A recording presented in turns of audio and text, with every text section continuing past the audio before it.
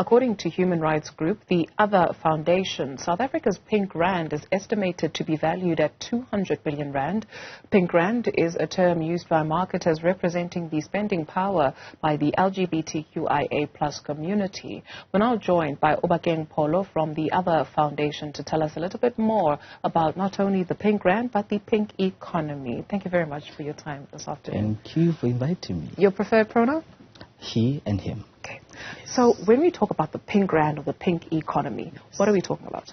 So the pink rand is just what is been understood now as the value of what the LGBTI community is contributing to the broader economy.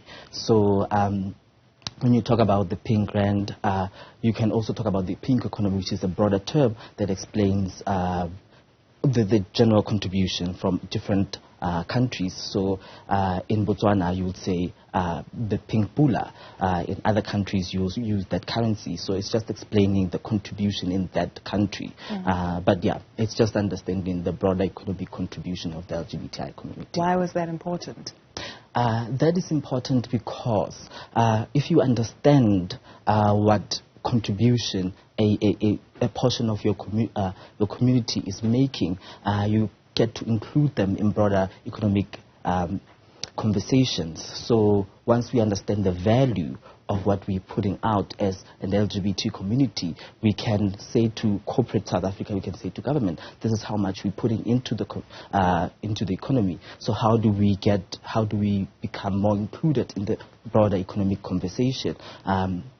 So making policies that ensure that we are included, making policies that show that we are part of the general society.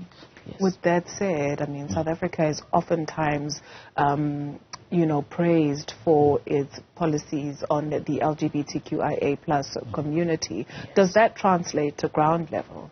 No. It really hasn't translated because we still have a very fractured society. There is a market that understands what being an LGBT ally means or being part of the LGBT community. And then we have rural areas that are still struggling with discrimination, with violence, with hate against the LGBT community. So it hasn't really translated to ground level, and we have a lot of activists who are doing a lot of work when it comes to trying to tighten up that, trying to ensure that what is happening in the broader market is also translating into rural economies, whether it's in South Africa, it's in Zimbabwe, it's in other countries that we work within.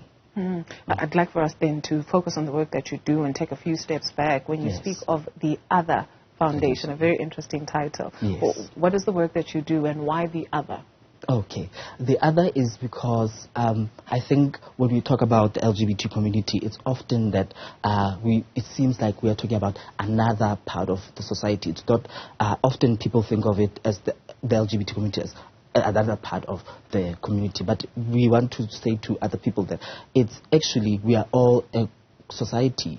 So that's where the term Other Foundation came from, that you've always called us the Other Foundation. We'll claim that, but we want to also ensure that you understand that we are all just a general society. We are part of the society, and the work that we do at the Other Foundation is to advance human rights.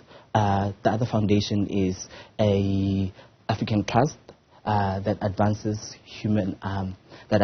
equality and freedom in Southern Africa.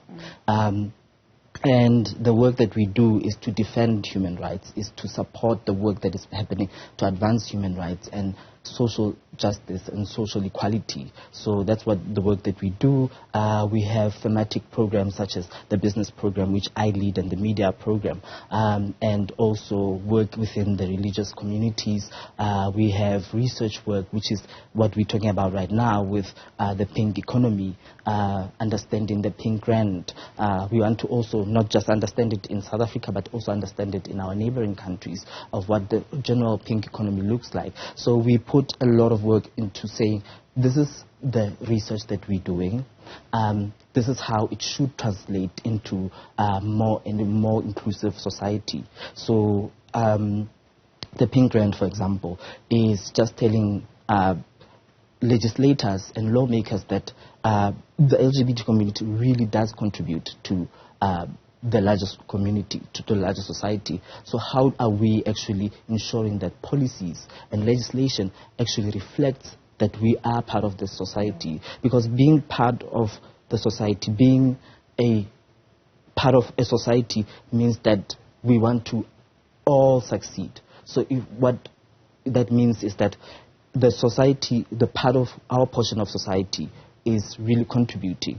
Let's all succeed in ensuring that we have inclusive policies that show that we are all part of this. So when you speak of the spend, for instance, you speak of shaping policy, but also for corporate South Africa to take a pause and take a look at the numbers. Does it speak of the spend, where the money goes to, etc., so that when this policy is being shaped or when marketers are approaching you, they know what to bring to your table?